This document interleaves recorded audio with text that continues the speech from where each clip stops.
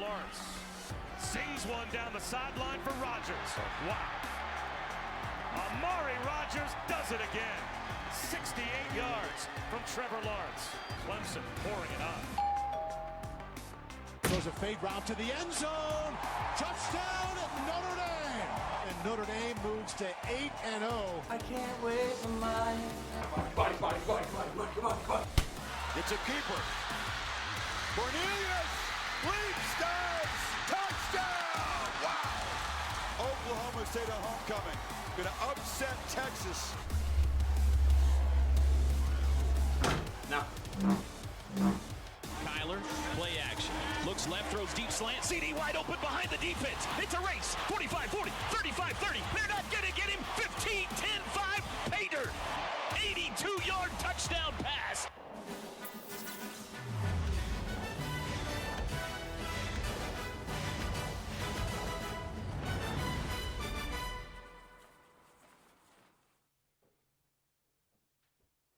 We're back for a second year. It's the College Football Playoff Rankings Reaction Show.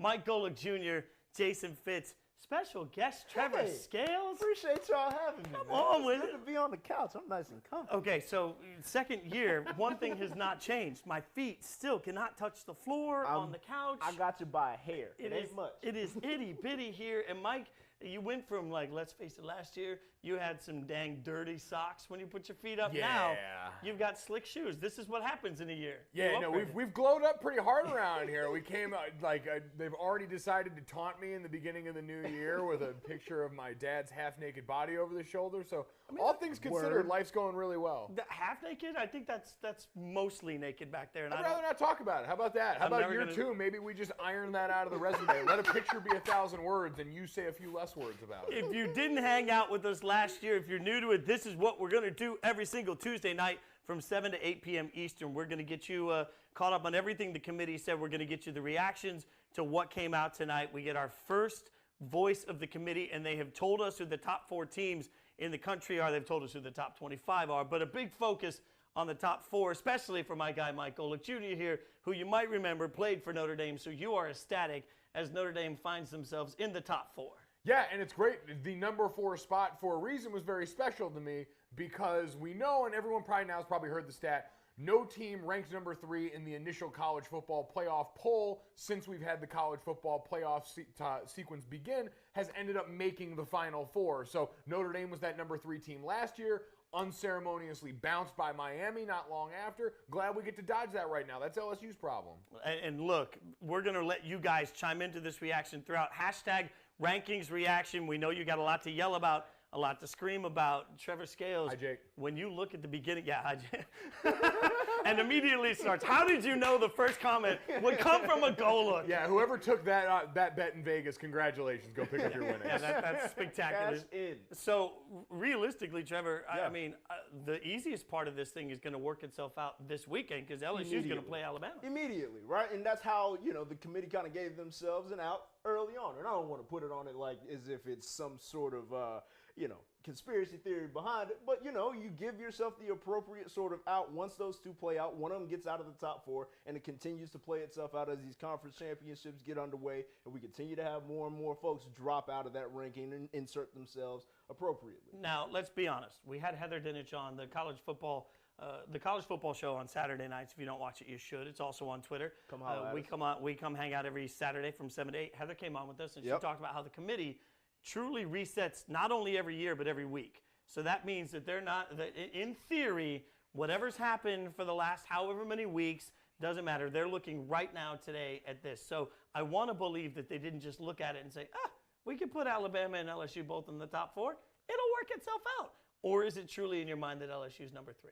No, I think you can make a strong case for it. Now, it's one that looked a lot better to me until you remember a few things, because a lot of people point to Notre Dame and point and say, well, Stanford looked a lot better when you beat them. Now they've fallen off since. Virginia Tech's not the team that it was when you went down to Blacksburg at night. Well, yeah, those things might be true at this point, and that tends to be something that I find always uniquely lobbed at Notre Dame. That might be a bit of sensitivity.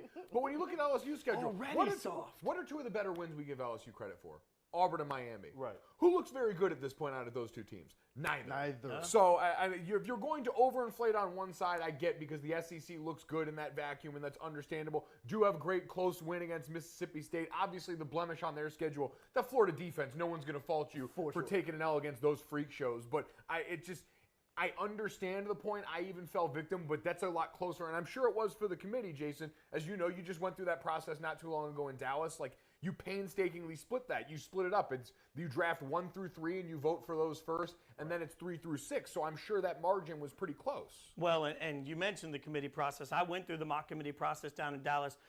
13 of us sat in the room and we went through the actual process the committee goes through. It is eye-opening. But one of the eye-opening things about it is at the end of the entire process, they look at number 5, and somebody has to make an argument for number 5. That's significant this year because right now Michigan sits at number 5. So that means in the room at the end of it, somebody went through and made a case for why Michigan should have been higher. When you look at number 5 Michigan, should they be higher than they are right now? No, they shouldn't be higher than they are, because that would be putting them above a team they lost head-to-head to. Right. You can say what you want. A lot of people will point out Michigan's growth since that point. Notre Dame, a quarterback change since that point. So these are all teams, and Michigan's one that I truly think, I know we brought this up before I was doing a hit in your radio show, but Michigan, if they win out and their only loss is to Notre Dame, who, if they continue to hold serve, is going to be the best loss in college football this season, and would end up with a win over Ohio State, Michigan's going to be in. I just should point out, you guys can chime into the conversation again with hashtag rankings reaction. We've already had the comment, though. Let's remember a great win, as you talk about LSU earlier. Let's remember the fact that LSU does have the best win of the entire bunch, right? Like the LSU has the win. So when you look at Michigan with the loss and Michigan with the extra wins, are you just willing to throw out LSU in the process? I'm not willing to throw out LSU, but at the same time, we understand you're penalized later in the season for losses, and depending on how a lot of it's going to depend on how this win or loss looks for LSU or Alabama this weekend. Alabama's 14.5-point favorites in this game. If that goes out and looks like a game between a team that's favored by 14.5, that's probably going to spell the end for LSU. You guys see the graphic right there outside looking in. We got a couple of the teams to get to. Reminder, it's the College Football Playoff Rankings Reaction Show. You can chime in with hashtag rankings reaction. You can get into this conversation. Love the comments already coming through. And we're going to get into the UCF debate. We've already seen the same people as last year. Yeah, no, already coming at us with the UCF. The UCF hype is strong, man. Those are like Beyonce fans. You don't want to go too deep in there. Oh, my God. Yeah. They will come at you with the fury of 1,000 suns. Before we get to them, let's take a look at two of the teams you see right there on the screen outside looking in. Because I think number 8, Washington State, I saw that and I was like, huh? That caught me slipping. Yeah, that definitely caught me slipping, especially being out of the Pac-12, right? We considered that conference dead, but with that position that they're in, you can see it kind of playing out depending on the rest of their schedule. They got Cal coming up. It's just as far-fetched as possible if you get the help that you need ahead from Georgia, from Oklahoma, and maybe 1 or 2 out of the top 4, they could find themselves winding up in that college football playoff at the end of it all. I would say remaining schedule for them: Cal at Colorado, Arizona, who got a monster win, thrashed Oregon. Yes, they did, week. which was bizarre. But I mean, that was Pac-12 after dark AF on that one. But then you finished the year with Washington, who everyone thought was going to be the Pac-12 representative. Yes. It's not far-fetched. If you keep 1 loss in the L column, you've got a chance, because we've got 3 undefeateds right now, and that's just not going to be the case. But realistically, if Washington State, as you're telling me here, has a big heaping pile of hot garbage left on their schedule, that doesn't help them, right? Because if we take the thought that every single week they're going to rebuild the top, the schedule is only going to look weaker for Washington State as it goes on, and it's going to look better for other teams. But it's also, I was going to say, but it's also a matter of style points, too. If they go out and doors all of these next opponents, combined with the help of folks ahead of them, there are just weird things that play out in college football, bro, that you never know these jokers might wind up there. Clemson's given up a weird loss almost every season. They're not out of the stretch by any means. LSU and Alabama, one of those teams is going to add a loss to their resume coming off this weekend. Notre Dame, if they add a loss to this weekend, I think falls out. I don't think a 1-loss Notre Dame can be in this year. Michigan's still got to play Ohio State. Oklahoma's got to play West Virginia and potentially a rematch with Texas in the Big 12 championship. It goes down that road. And if all the while Washington State just sits there and collects style points and has that 1 loss, you're going to be closer than people expect. You guys have lost your minds. By the way, several of you are chiming in that Notre Dame has the best win of any team, because obviously a win over Michigan, who the committee ranks higher than Georgia, is a better win than LSU over Georgia. We're splitting hairs there. But that's Michigan back in the day, right? Like, that's also something that you have to kind of deal with when you look at that schedule. It's Michigan week 1, right? And Michigan week 1 is certainly not the team that we've seen as late as week 8. Like, it's just no way. I do think Michigan's offense has gotten a little too much credit for developing late in the season. Like, this is still an offense that outside of Jonathan Peoples-Jones really doesn't have a dynamic playmaker that hasn't really operated much outside of the normal vanilla bootleg pass. Like, it didn't look as different to me as I expected when I watched them last week. I was surprised as anyone. I know everybody agrees Michigan's defense is spectacular, but let's stop overhyping the win over Michigan State like it was some great defensive effort. No. Michigan State's offense is terrible. It's terrible. Interesting one to keep an eye on there with Michigan's defense, too, because it's great, and they've been operating without Rashawn Gary for a while. How long does that guy stay out before we start thinking Nick Bosa thoughts about it? Right, precisely. Like, this is starting to get that air of, I might just preserve the body until I absolutely need to put it on the line. And I don't blame him, frankly. No. So let's look at one other thing here with this top 4. Again, you see who's in on the College Football Playoff Rankings Reaction Show. You can get into the conversation, #Rankings Reaction. It's Mike Golic Jr. I'm Jason Fitz. Our special guest this week, Treavor Scales. You got the top 4 of Alabama, Clemson, LSU, and Notre Dame, something we haven't even mentioned. And I know this will probably play itself out over the course of the year. But if the playoff actually started today with that top 4, you are talking about the SEC with 2 teams, an independent Notre Dame and Clemson. You are talking about a world in a world. For as much as the UCF complains about being left out, you're talking about a world where the Big Ten is left out, the Big 12 is left out, the Pac-12 is left out, and I love all of it because conference championships shouldn't matter a lick to the. I want the best 4 teams. I don't care where they come from. I don't care if they all come from the SEC West. I want the best 4 teams in the playoff. Well, conference championships are I think, being treated appropriate. I think we saw that last year, which is it's another data point. Correct. Like, for Notre Dame, I've always said people are like, Notre Dame needs to join a conference. If Notre Dame gets dinged by this at some point and it affects them, then they'll think about joining a conference. But for right now, they're still vulnerable because there's a weekend where everyone else is playing a quality opponent that Notre Dame's sitting on the sideline. And it's important to emphasize that that data point does not hold any more serve than any of the others that are being considered by the It's just committee. a quality team. Exactly. 100%. It's another sort of tiebreaker down the line, which is starting to take that eye test into account. The most interesting thing that I think could happen this year is trying to figure out how to weigh teams that don't play in a conference championship versus teams that lose their conference championship. That will be a scenario we could be looking at. You could look at a situation where whoever out of this top 4 from the SEC doesn't play in a conference championship. How do you weigh it when somebody else plays an extra game and loses that conference championship? Those are going to be the sort of moments that become difficult. Well, that becomes like the weird eye test portion of it because you're dealing with the intangible versus all the stuff. Like, we can sit here and read off to you the stats the committee uses. Game control, strength of resume, all these different things that you try and do to eliminate some of that bias that comes with having another game to watch for a bunch of people. But there's also a bunch, like, the one thing you learn, and we got really fortunate, they send a bunch of media members down to the college football, like the room they do it in Dallas. We're in the room at the computers. And the one thing you learn is how much a charismatic voice can shape that room. When you talk about coaches, people that have been athletic directors, people that have been around there, because you get all types to try and have that variety. But when you've got someone who's been down there and coached in these big games and can get up on the table and, cape for a team like that, it's effective. And I struggle to believe that it's not the same level of effectiveness in that real room. So you're looking, again, the top 4, you see it on the screen, Alabama, Clemson, LSU, and Notre Dame. At number 5, just on the outside looking in, was Michigan. Number 6 is Georgia. So that gets you caught up on the top 6. We'll get into, we've given you a little bit of the top 10. And real quick, if I may interject, fellas, I know y'all big time and you get to take the trip down to Dallas and do all of that stuff, but how many times are y'all going to reference being able to head down? I mean, we're just trying to make sure that they know Treavor needs to make the trip. Yeah. Oh, are you keeping track over there, Floss? You know what? I'm sorry that we get to do cool the things. common folk. We're just trying to get you invited. We need you to get down there now, Treavor, to complete this. Best part of it was the open bar. By the way, Mike, you see the screen up there. Mike's confidence. We're going to do this every week for Notre Dame. This is the chance for Mike to tell us how good he feels about Notre Dame moving forward. Right now, you are 80% confident that Notre Dame will end up in the playoff. Is that correct? Feeling good, feeling strong. A lot of trap, like it's a schedule full of trap games left. You start going on the road to Evanston and Northwestern.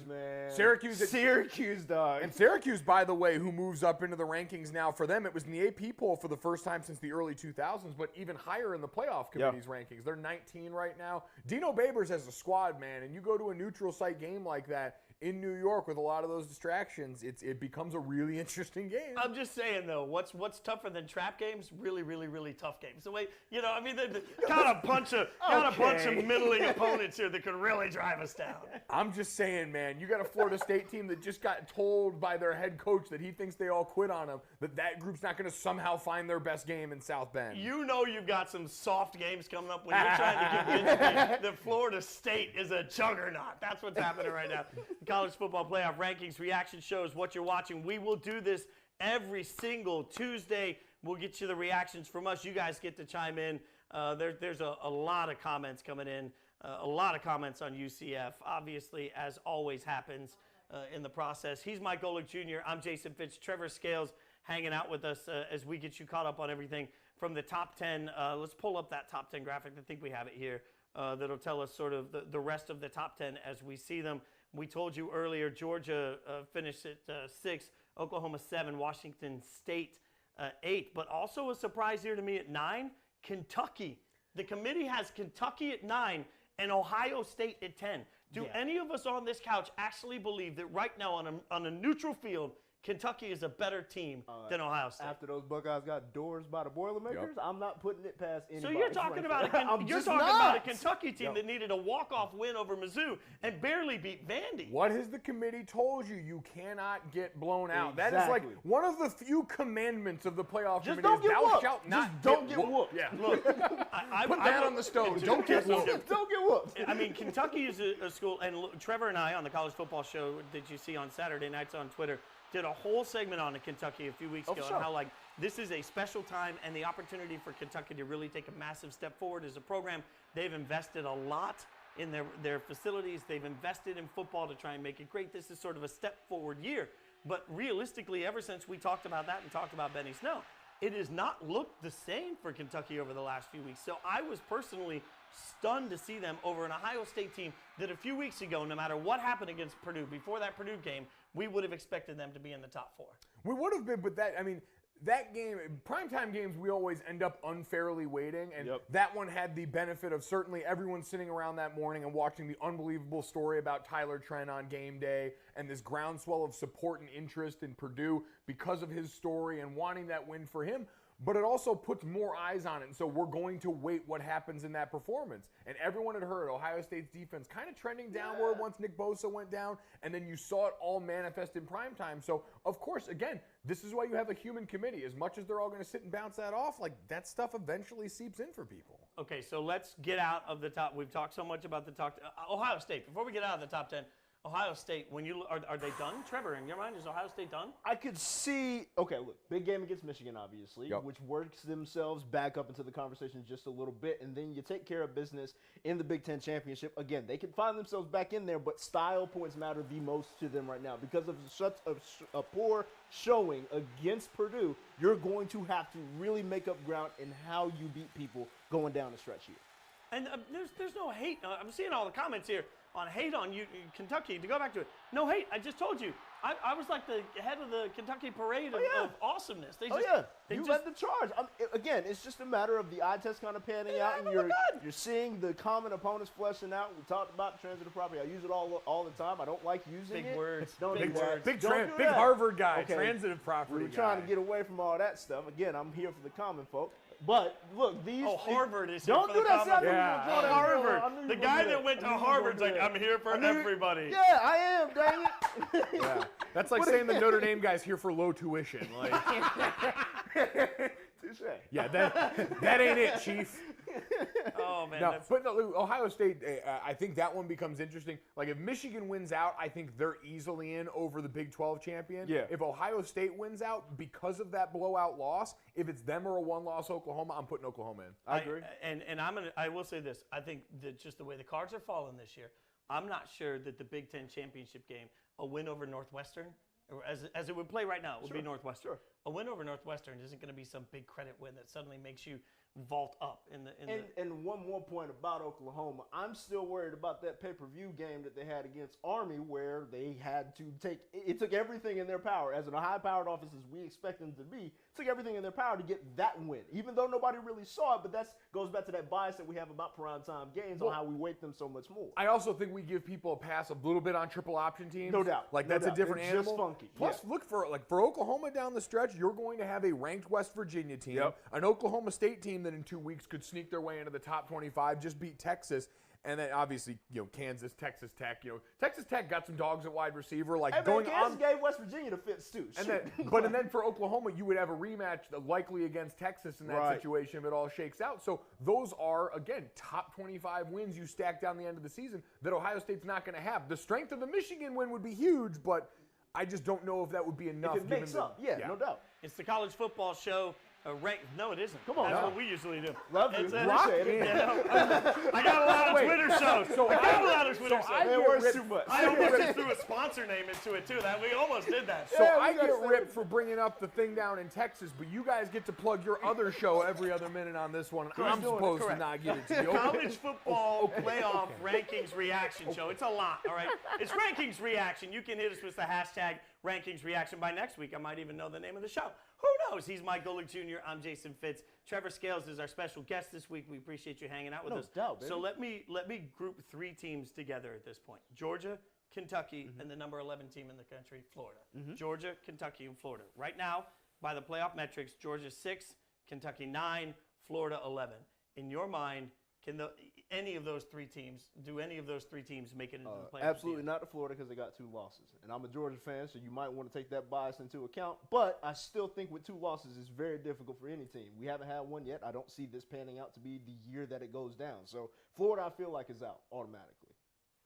Florida's out to me with 2 losses. There are things we haven't seen so far that I think are going to continue to hold true. Florida, unfortunately, that's a championship defense. Like, we could spend a whole 20 minutes doing units that could win you a championship on their own, and Florida's defense would be near the front of that conversation. They're not in front of this one.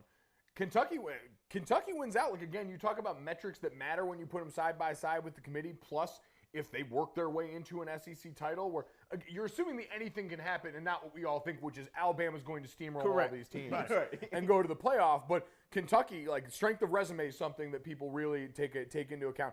5th in strength of resume, ahead of Georgia, ahead of Michigan, ahead of Ohio State, is Kentucky. So they've got things like that working for them. They've just got the fact that they're going to have to play Alabama working against them. Yeah. If Kentucky can pull off a miracle and win out and win the SEC championship, in my mind, there is absolutely zero doubt that they would be in the playoffs. But there's also the weird case of for Georgia, and again, I will claim my fandom, but this is one of those weird scenarios that could play out similar to last year when they caught that loss to Auburn on the road, right? And then come back in the end of the season at the SEC championship, make up for that, get a dominating win in a, hashtag neutral site.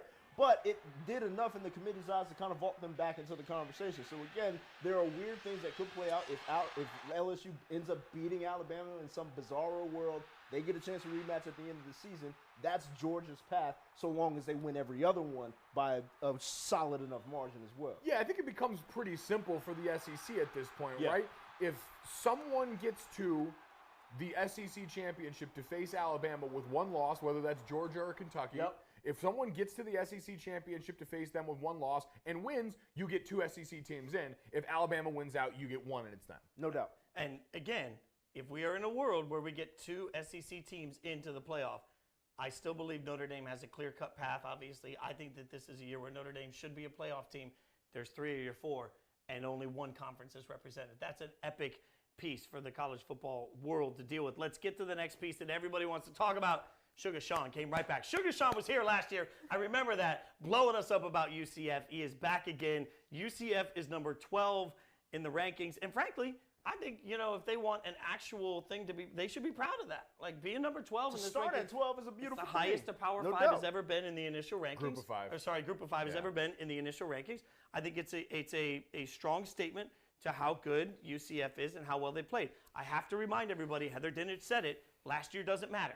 So you can't come in and say they've won 20 straight, because last year doesn't matter to this year. So the committee is just looking at this year. I've said it loud and proud. There is 0 path for the UCF to get into the college football playoff. And our playoff predictor says if UCF wins out, they have a 0.5 chance. A point, a half of a percent. That's their chance, according to the College Football Predictor, to actually make the playoff.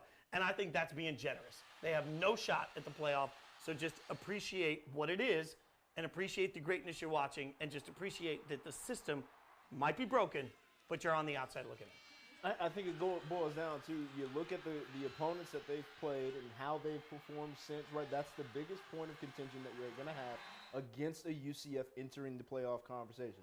Just about everybody that played at this point is tanked. You know, like they're losing records for the most part. There are folks like SMU, Memphis, ECU, and UConn that I'm just looking at right now that you don't look at and say that's anybody worth vaulting this person into the conversation based upon those quality wins, if you want to call them that. UCF just represents everything that everyone wants, right? The minute you go to a playoff format, people think of college basketball. Right. And they want to see underdogs get a chance. Like that's what this comes down to is I think the vast majority of people outside of true UCF fans are just people who want to believe in that underdog mentality. And not what the truth is that we have a system that rewards the best teams. Like if you knock it out to 8, which I know so many, like where are you guys? Are you guys 18 playoff guys? Yeah. You're an 18 playoff guy? I'm all in for 8. I'm cool with 4. Like I'm actually very the cool conversations we're having now about Georgia and Michigan and Right. Oklahoma all go away. Like, do we really? And like, I guess I don't mean this as like disrespect to anyone, but when you start getting down, it's like, all right, 2-loss. You know, we want to start having these conversations about 2-loss Florida and 2-loss Penn State and 2-loss West Virginia, like teams that you really think when they get on a field are going to be able to like. Peter Burns already trolling me and saying that Notre Dame versus Bama is a bye week to start that. You think that goes better when you open this thing up to more teams like that? Like, no, you get less of what you want, less meaningful games in the regular season when it's strength on strength. I don't know. To me, that just seems unnecessary, but it's the UCF effect. People just want a team like them to get in. It's the College Football Playoff Rankings reaction show. You guys can get into the conversation at hashtag rankings reaction expand. Sugar Sean says, let's remember that even if they expanded to 8, UCF still wouldn't be in. Still on I mean, the by outside this looking metric, they're number 12. And even last year, they finished last year number 12. There is no system right now that gets UCF in. And one of the things that, I don't know if you know this, Trevor, but Mike and I have gone to Dallas before we hung out in the room. And one of the things that now it feels one bad. of the things that I learned that I didn't know is that the committee actually not only looks at the wins, but they look at the atmosphere around the win. That's why they consistently say it's not about strength of schedule, it's about analysis of schedule. And you look at it and say, okay, well, they won that game in LSU on a Saturday night. You know, they won that game in this environment. They won that game at Happy Valley. Those are the moments UCF just doesn't stand a chance at. They don't have the opportunity to pick up environment wins. And even if you want to peek back to Houston a few years ago and say that was the path, you got to have a great opponent that you want. Mm-hmm. The problem is right now, for UCF, the problem is if I'm Wisconsin, if I'm Penn State, there's and UCF calls, I'm like, I'm all set. Yeah. I'm like, why would you play that game? And it's unfortunate. It's not right. It just is. It is what it is. You're stuck in the middle of this system that isn't going to reward you. The only path that gets UCF into the playoff is expansion to at least 12 and maybe even 16. And there were people that walked out of the mock committee I did and said it would take 3 losses by the number 14 for UCF undefeated to get in. That's a huge. I don't know if that's true. We won't know. But that's the way it feels when you walk out of the room after doing the analysis. That's real too. Like so the things that everyone hates about the human committee are the same thing that I think save you in situations like that, because you're able to look at, let's say this year, if it comes down to splitting hairs, like, oh man, Syracuse almost got over on Clemson. Yeah, when Trevor Lawrence went down in the first half, a lot of the same way that the committee looked at their loss against Syracuse the year before when Kelly Bryant got hurt in the first half and said, oh yeah, that makes sense. Like, of course, their starting quarterback was out. We have to wait that. The same way Notre Dame makes a change at quarterback this year, they take that into account. It's all things that a human committee can do that I think outweigh the negatives that a lot of people want to assign. Because it's so much more than a box score and a win-loss column at the end of the day when you look at college football. It is so much more, because LSU at night is even a different beast than LSU in the daytime, right? Like, these are factors that are certainly being incorporated into the assessment of each of these teams, and it's appropriately so. So when you have a fact like UCF going on these 20-game win streaks I hear you, and I can appreciate it. But to your point, it's not just a matter of picking up a dub and moving on. You have to actually get into the nitty-gritty as to where these environments were, what teams they were playing against, and how exactly it all went down on a week-to-week basis. So one thing we've learned on the college football playoff rankings reaction show, I'm going to get the name of the show right eventually. Just keep rankings rolling. Reaction. One thing we have learned is that you guys are you've decided that whatever we say is because we hate your team. So we're sort of embracing that this year with a little bit of a little bit of biased power rankings. Like, this is a new thing. We're just showing off our bias. So I think we have a graphic that gives off some bias power rankings. I think so. We're gonna try this. By the way, have you added more Notre Dame helmets in this? Yeah, man, I got a good collection going. All God. right, I know a guy who knows for a guy. the record. So we see the bias power rankings. The schools that you have bias with. And Mike, you want to explain yourself here? Well, yeah, like obviously Notre Dame's going to be at the top of that chart, very closely followed by Michigan, because every Notre Dame fans, there's a lot of cognitive dissonance going on right now because we hate Michigan so much. But Michigan, now that we beat them, every Michigan win looks great. Like, Ruda, the great fight song, second best fight song in the country. I'm ready to rock with it. All that stuff's good. Second best, huh? Second best. Come on now. That's easy money. UCF and Kentucky, though, falling squarely in the middle on this one. We've kind of done the UCF and Kentucky conversation. West Virginia and Texas. Texas is back is one of my favorite portions of every year, and then you go up and give one up like you did the other week. You have a chance, and quite frankly, the reason I'm so out on Texas is because they could potentially be the thing that keeps me from seeing Kyler Murray in the playoff. Yep. And I resent that because Kyler Murray and that Oklahoma offense are near the top of my favorite things in college football right now. Oh, my God. And we could get deprived of that. And Kyler Murray has made it look incredibly easy, to the point that we mentioned earlier, though, the path for Oklahoma to get to the playoff doesn't look easy. And that's one of those, I think every year we look at it, and maybe to your point, that's why expansion doesn't need to happen, because one of the best things about college football is the conversation of what might have been, and Kyler Murray is certainly going to be at the top of that. I mean, what he does every single week is effortless and special. It is. Well, and the rest of that offense, like Lincoln Riley is a mutant operating that offense. CeeDee Lamb, Trey Sermon. Like, mind you, they lost their starting running back like week 1 of the season, right? Like Trey Sermon's not even supposed to be the first guy off the bus there.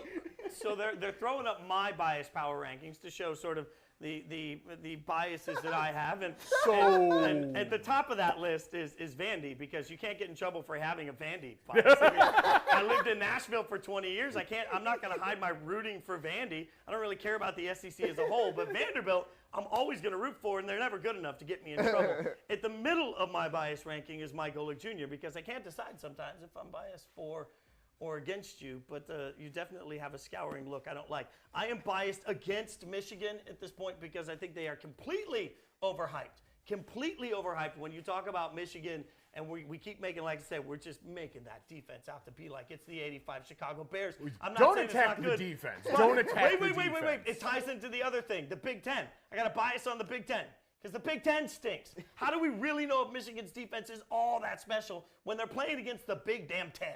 It's not good this year. Mike's angry about it. How do you know if Michigan's defense is special? I mean, okay, play somebody with like a staggering, amazing offense that makes you say, holy cow. Sup? Holy cow. Really? That's where we're gonna put Notre Dame in that category. I mean, listen, for that game, Brandon Wimbush was balling, all right? Brandon Wimbush, that is no longer the starting quarterback. He was tossing that pill. Good enough to start the season, good enough to go out there and beat the fifth-ranked team in the country. And we've already talked about UCF. UCF is always on my bias power rankings because, frankly, you gave yourself a national championship. And once you give yourself a participation trophy national championship that you didn't actually earn, when you're not the first ever team that went undefeated to not win a national championship, you can just eat it at that point. I'm done with UCF. You are right where you belong at number 12. Be happy with it. Be happy with it. And I still think the Big Ten is trash. Ooh. Man, that's a... Well, listen... Who scares you in the Big Ten? Northwestern this week? Oh, my God. Hey, listen, Big Ten West leadership. This is the point. Mike's got to put on a face and pretend he's super in to Northwestern just to justify how difficult. I should have thrown them in my bias. Every team in the rest of Notre Dame schedule is on my bias power rankings. You know who UCF fans should have had on their bias rankings and they should be upset with is USF.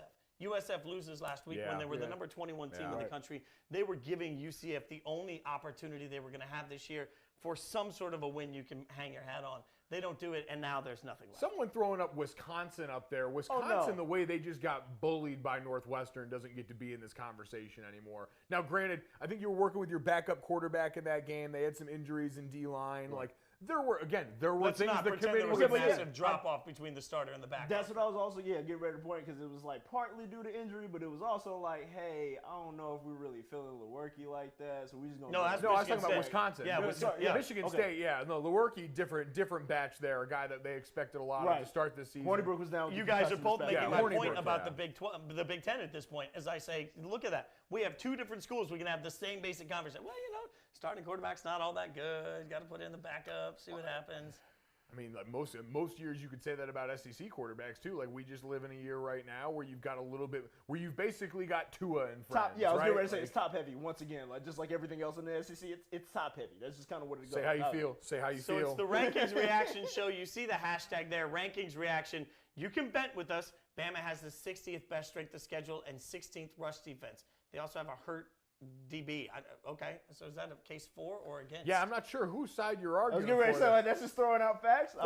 Bringing Alabama up in this is pointless. Like their case is ironclad. We get it. We put them off to the side. I mean, there is a point where you have to look at it and say, guys, you can do all of the number crunching you possibly want. You can look at all of the stats, and you can be like a stat weenie just looking at everything, and the committee has all of these crazy numbers that they can compare, right? That's amazing. It doesn't change the fact that Alabama is the best team in the country, and it's not even close. Yeah, they are just better than when your starting quarterback still hasn't played the fourth quarter, I think we're okay with assigning you that one slot and putting you over there and just kind of leaving it be. And it doesn't, to me, the comment comes in, who have they played? Who have they played? It doesn't matter. Like, they're just so stinking good, it doesn't matter. Well, it's the argument that UCF people always make is you can only play who's on your schedule. Yeah, Alabama plays who was on their schedule, and it's never close. Correct. You go out there and you look like them. there's something to making people look like nothing on the schedule, right? Like to dominate every single opponent is nothing to bat an eye at. And let's not pretend that Alabama's schedule doesn't work itself out. I mean, anybody that's saying who have they played on Sunday can't say that, right? I mean, they're going to play LSU. So what do you want? Yeah. Like, there is a point where you have to acknowledge that while the SEC schedule, and I hate it as much as so many of you guys do, they schedule these small cupcake joke of schools, and then Nick Saban complains about the fact that the stadium's not empty for a cupcake that nobody wants to watch them destroy. Was it like Louisiana Monroe or something? Yeah, I think Alabama was like 42.5-point favorites in that game. Yeah, and I hate it as much as everybody watching does, but realistically, they still look so damn good. What's it matter? No, it's just a moot point to even try to argue something like Bama not being at the one slot. I don't know why you would even try to take down that beast, given how much data we have behind. And I know we say every single year we reset, but dadgummit, Bama's good every single daggone year. That's the thing. You reset, but you also still understand the value of what like Clemson. It's the same. Yes. Deal. Yeah, we reset, but when you bring back all of those starters on the defensive line from last year, we say, all right, you know what? Something might carry over from those two. So I don't know. Looking at that, like the obvious game of the weekend is Alabama LSU. Game day is going to be there. All that stuff. Looking at the rest of them, is there a game this weekend that you guys would deem more important than the rest? Because right now, for me, I'm looking at the schedule as far as ranked matchups. Georgia, Kentucky.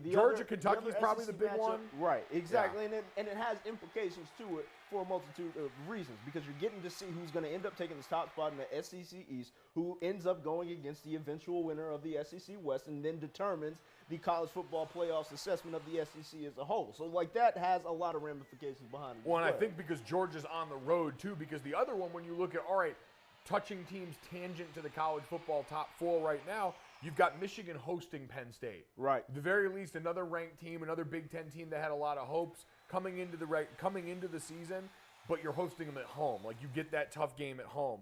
The other one that's interesting to me a bit, mostly for how it affects Oklahoma, is West Virginia at Texas. Oh, okay. Yeah, absolutely. I think once you see how that plays out, and style points matter just as much as any because of how much is behind. You talked about all the extraneous factors that come with the assessment of every single game on a schedule. Like Texas, Oklahoma is one of those weird ones where it was a rivalry game. It was at a neutral site, and those teams went down to the wire with so many different things happening that wind up with Texas ending up getting that win. That it's going to have to that's one of those data points that the committee is going to have to look at and say, okay, let's go elsewhere to determine who is the better out of these two. And then you kind of go from there, even though you have an eventual head-to-head possibility at the end of the season. We're getting a bunch of questions here. Yeah. Hashtag rankings reaction. One of them is, how is this Notre Dame team different than 2012, Golic? A team you were on. So it's a fair question. A big playability on both sides. Like, I think offensively, this is an infinitely more potent unit than the one we had. We were a grinder. We were a 200 rush, 200 pass type team a game that was going to hit you with timely plays, and the defense turned the ball over a lot.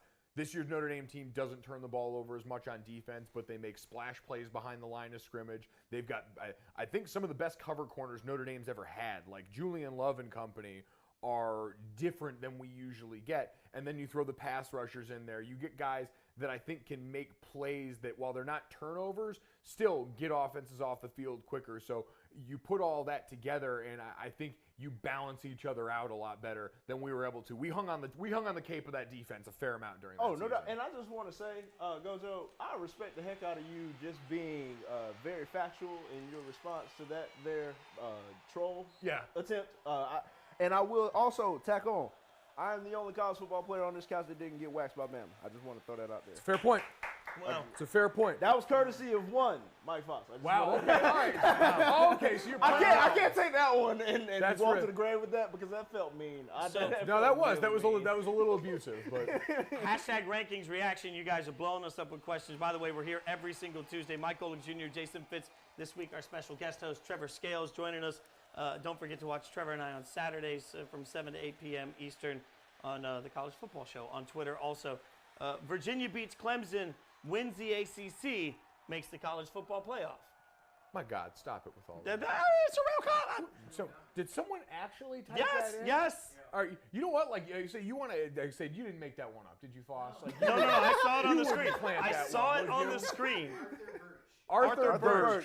Arthur, have another drink. This I was gonna say Arthur been drinking. He been drinking. No, I can look at this right now. So you've got, in the history of the college football playoff, the lowest ranked team to make it was in the first year. It was number 16 Ohio State. Yep. After that, I think Oklahoma was 15 the next year. After that, the last 2 years, no one outside of the initial 6 in the rankings has made the college football playoff. I can look at this list right now and probably tell you every team I think has any semblance of a real shot at making the playoff. Who would you guys say in this? Because in my mind, it's Alabama, Clemson, LSU, Notre Dame, Michigan, Georgia, Oklahoma, and Ohio State, and that's it.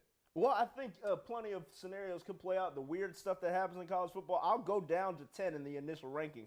Finishing with Ohio State, right above them are Kentucky and Washington State. Again, accounting for a lot of weirdness, right? But there are paths perceivably for those teams. I actually think, and this is going to sound crazy, I think Kentucky has a better shot than Washington State, because what you're talking about are scenarios where teams actually win out, and if Kentucky actually wins out, I mean, that's what we would be talking about. When you talk about a shot at the playoff, you'd be talking about Kentucky beating Georgia and then Kentucky, in theory, beating Alabama. Well, I guess that's when we do this stuff, we always understandably factor in chance. But I'm saying factor in what you feel, because I don't think any of those teams are. I don't think any of those teams, sans Georgia, are going to beat Alabama if push comes to shove. Well, and I honestly don't believe in LSU. I'll that say was that my outright. point of contention as well, actually, because looking at that offense, I'm just not entirely sold that they're going to be able to put enough plays together against the Bama one, and then from there.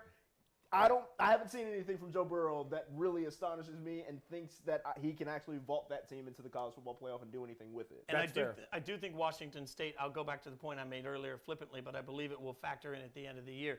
If Washington State wins out, which is feasible, the wins that they're going to be accumulating aren't going to help their process to try to get into the playoff. I think it actually lessens what their overall body of work looks like, because they have so much left. I think it's style points, right? Like, again, it's all those style points that go into it. But does the Pac-12 typically get credit for style points?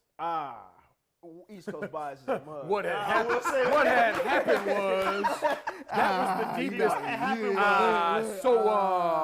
The way my bank account works. I just had to hesitate there. So I believe LSU, out of the top 4 right now, I believe LSU is the team that doesn't belong. Like, we'll find out doesn't belong. Today, they belong by body of work. I think by the end of the year, we find out they don't belong. I mean, if we're going to find out they don't belong, we're going to find out this weekend. Right, for sure. Like 14 and a half point dogs, man. That is, Vegas knows something. At home, yes. Well, that's the other thing. I would always be interested to see the way Vegas would rank these teams. Yeah. Because, like, when I think we've asked that question down in Dallas, is if they factor that in. Dallas? I went to Dallas too. Can we keep it down in Dallas counter next week? Oh, why is it going to be like down home country music? I When you don't say know. down It in just Dallas? felt right. Let me live. All right. Wow. Okay, so let me ask you the opposite question though. Let's say we're all wrong. Let's say LSU pulls off the upset of the century, and they beat Alabama. Where's Bama go in the next one? 5 slot. Yeah. Like, come on now, you know daggone well. Like, they're not gonna drop completely out of this conversation. Oh no.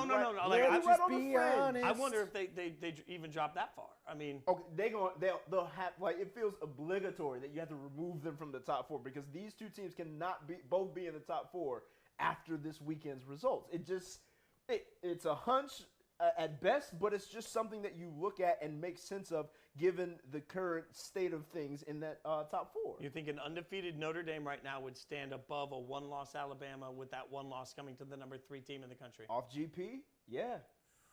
Off GP, I have no idea what that even means. What is that? General principle? Like, yeah. Off general principle. Okay, I thought maybe that was Cool Kid. My like God.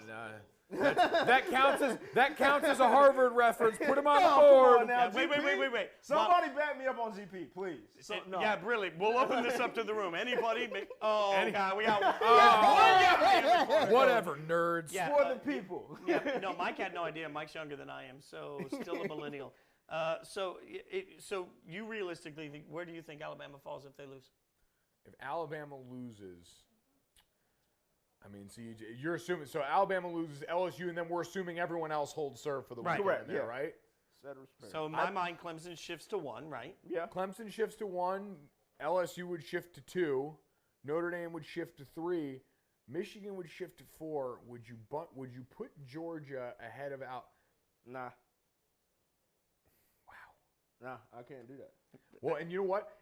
That's the thing. To say they held serve would mean that Georgia beat Kentucky. Correct. Like, you're going to put Georgia above Alabama then because Alabama would have a loss then. And if Georgia goes out there, and it depends on how they look, too. Like, we can't not take that into account as much as the committee doesn't factor in margin of victory. Right, and like that's a really weird, because it is so much you can't necessarily quantitatively just assess. Like, it was a 30-point win, so therefore it is a better win than a 20-point win. But I think you have to, again, use your eyes then and just say it was wire to wire. There was not a chance in hell that, like, anybody was going to sneak into that. Like, there was no upset possibility at all. We are deep in the throes of, and you'll find out why that's funny in a second, deep in the throes of college football coverage here on the Playoff Rankings Reaction Show. Hashtag Rankings Reaction. Mike Golic Jr., Jason Fitz, Treavor Scales is our guest co-host. And speaking of throws, we now have several people commenting that you need better pillows, throw pillows on the couch to better stand out and maybe accentuate some of the colors going on in here, Mike. All right, listen, I like to go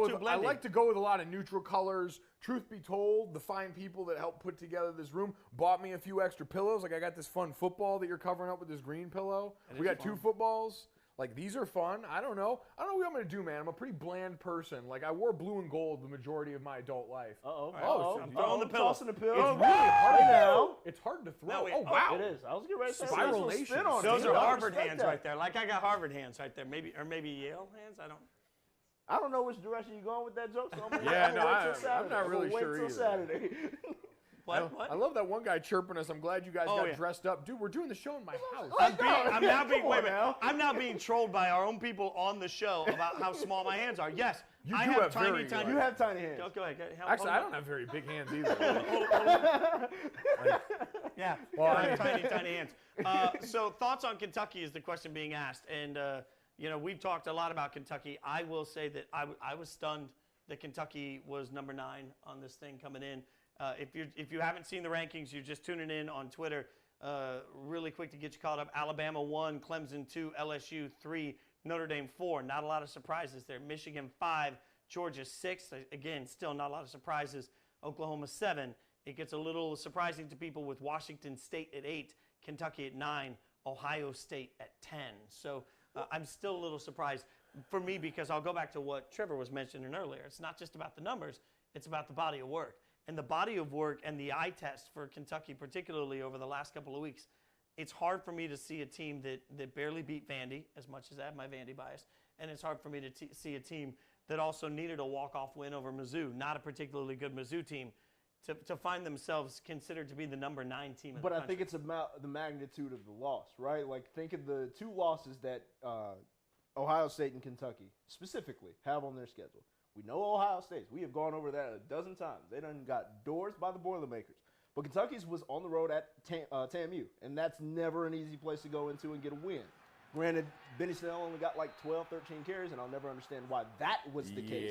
But all that to say, it's the magnitude of the loss. And again, I recognize the committee is not necessarily taking into account the margin of victory, but you looked at those two comparative losses, and you're like, okay, that's not necessarily one we want to put too much weight on versus Ohio State's just waxing.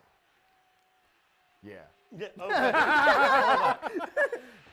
So gonna be honest, I got lost looking at something. I came back in like halfway through that. I'll be real with you guys. Max saying sup fam. Max, hey, Max. In class right now. Good, you're getting a good education, Max, while you're in class. And chiming in. Max. Snitch. That's snitch. Yeah, wow. That's a snitch. That's a violation. Well, you think like his teachers are watching too? Like I gotta think his professors are. I hope everyone's watching, man. We Click need the all link. them views. Wow. You can watch this in class. That's the best part about this. Yeah, well, we are here to sort of be your third screen reaction to everything that happens every single Tuesday. Would the college football playoff enjoy having Leach and the Cougs in just for fun speeches alone? I don't know if the college football playoff would. They're pretty kind of stiff in that room, but the media would love it. Oh my God! Soundbite monster.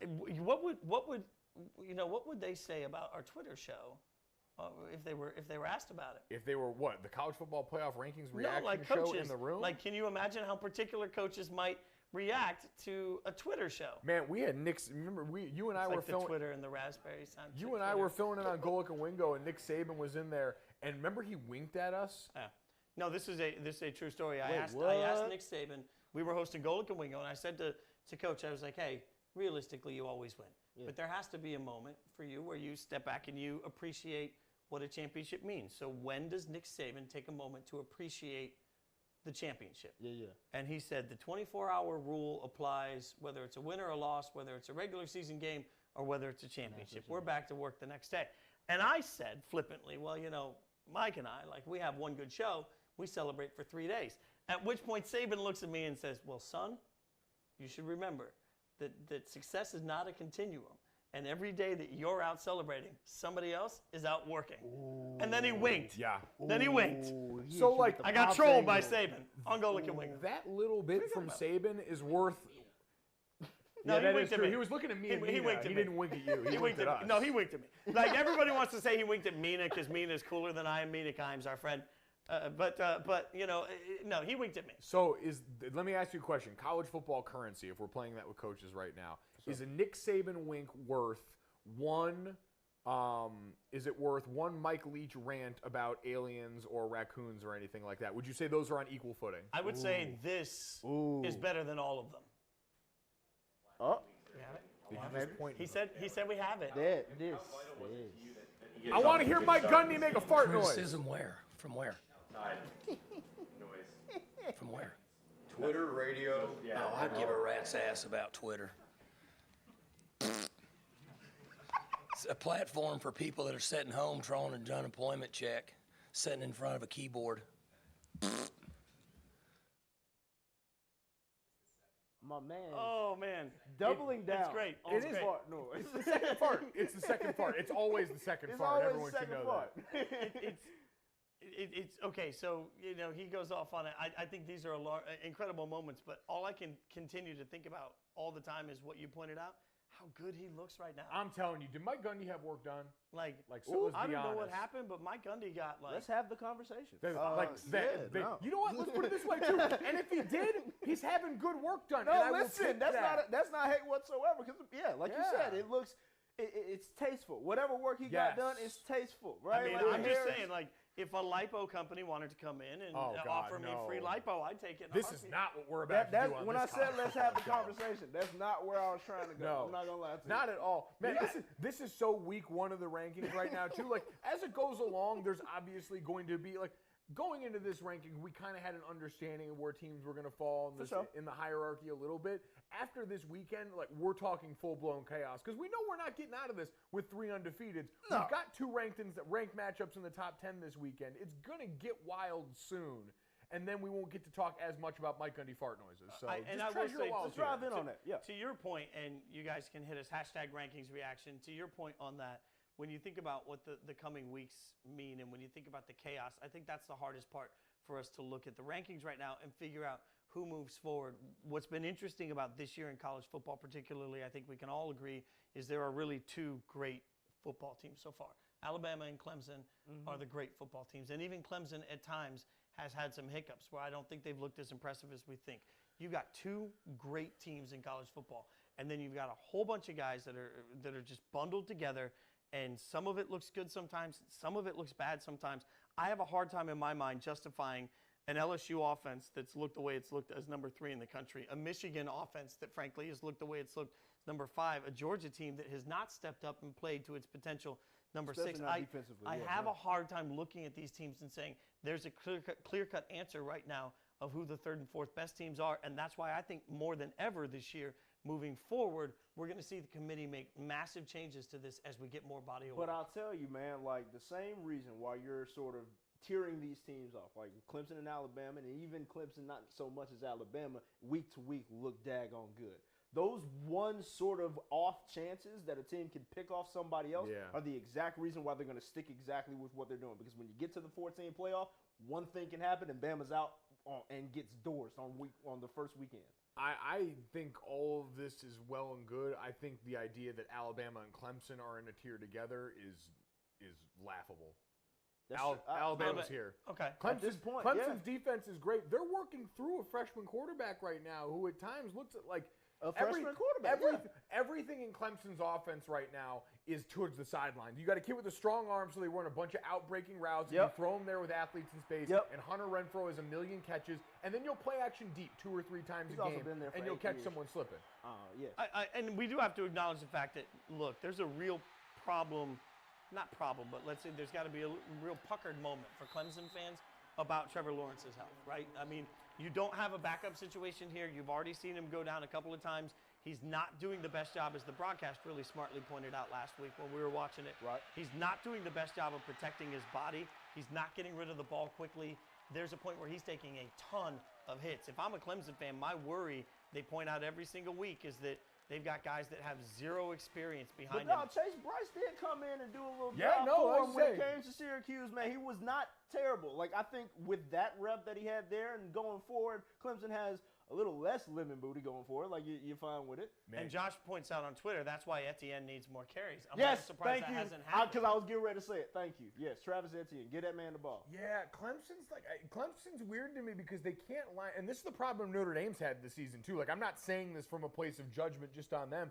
But you've got a couple of teams like them that cannot just line up and knock people off the ball. Right. I'm hoping Notre Dame looked more promising against Navy, but there's such a talent mismatch. Both those teams, just the way they structure it scheme-wise, giving Etienne a bunch of touches, they're going to be touches. They're not going to be downhill. It's going to be jet sweeps and all that stuff.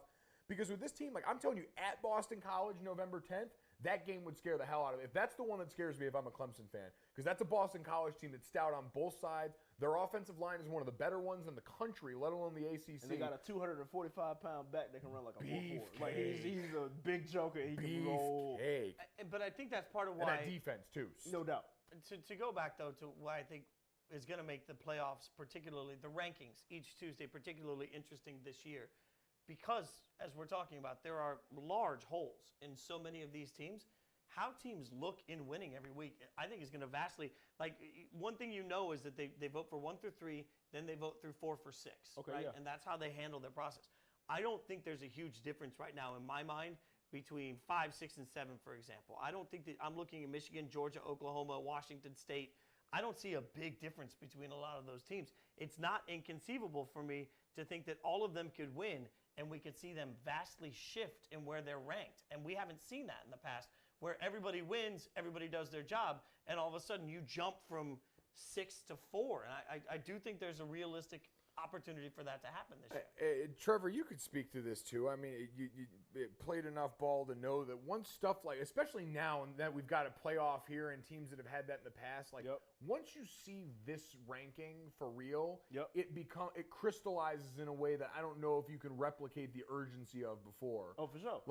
Once that becomes the thing, you understand, all right, style points matter now. Correct. The reason we prorate losses this late in the season so much is because you know what's at stake stake and your identity is set. This isn't the beginning of the year where you're figuring it out anymore. Yeah, the committee took their time in coming out with these rankings on an annual basis in order to have enough data points to really assess where these teams fall. And now you are, as much as coaches want to say, right, it's week to week, you have that mind's eye focused on this is our path.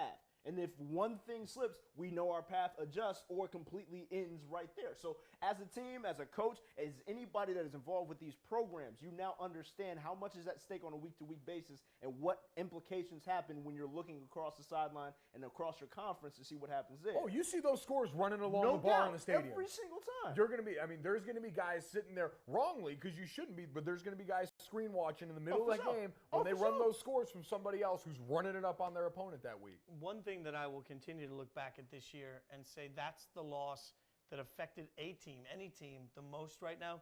Maryland upsetting Texas week 1 still stands out to me so much because you could make the argument that Texas would have been viewed so vastly different by the committee without that one loss. I mean, they go to 2 losses. They're now number 17. They're out of the conversation entirely for Texas, and that's rightfully so. Like you mentioned, you're tired of the Texas is back conversation. Realistically, they have one loss. That one opening loss to Maryland has changed the whole way we do their season. But you're saying like everything else plays out the exact same way, just changed the Maryland loss. Yes. Right? But OK State loss, like we're not going to sit here and gloss past that either, right? Like once that loss happens, I feel like they get adjusted down to the likes of you're looking at 10 at best for them. If you're going off of how everything else played out, you switch that one loss to a win.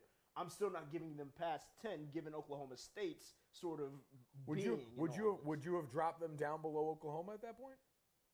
That head-to-head becomes the real wrench in it, very man. big deal. Yeah. And I'm going to disagree with you on the Oklahoma State loss just because the committee is going to look at the fact that Texas quarterback was a shell of himself for the first half due to injury. Yeah, Oklahoma State also dynamic skill position guys. Like that was a team I think in a lot of people's minds that had underperformed up until that point too. So. And that's why I was like, at 10, I can see them being a feasible sort of ring. But I don't know if we're going to vault them into. Are we going 6-7 range then? Like, is it that much of a difference, or is it even larger? I think it could be. I think they could have found themselves up that far. I think they could have found themselves into the conversation to a point that now they know they have no shot at all. That's why I think it's two losses. The one with the most consequences. Absolutely. By the way, though, the most impactful loss of the season is absolutely Michigan losing to Notre Dame. Yeah. But getting that best loss label is the reason Michigan is number 5 right now. Like having that is the best loss they could have hoped for. Well, it is this again. This is the College Football Playoff Rankings Reaction Show. The hashtag is Rankings Reaction. You guys know you can find us here, not just this week. Every single Tuesday, we will be here from 8 o'clock to 9 o'clock Eastern on Twitter, getting you caught up. It'll always be Mike Golic Jr., always be me. My boy Treavor Scales joined us this week as our special guest host. Be sure to check out the Saturday show we do. The College Football Show is on Saturdays from 7 to 8 p.m. Eastern. Follow all of us on Twitter, at Treavor Scales, at mgolicjr57, stupidest damn Twitter handle in the world, and at Jason Fitz. Shots. You can't Just get at right Mike Golic Get out Jr. of my house. You can't get at Mike Golic Jr. Get the hell out of my house. And shout out to Mike Foss, who's standing over there saying, mention me. I don't know what's going on. Thanks for hanging out with us this week. Hang out with us every single week. Tell your friends, tell your family, tell your enemies. Tell everybody we're here every Tuesday. Everybody.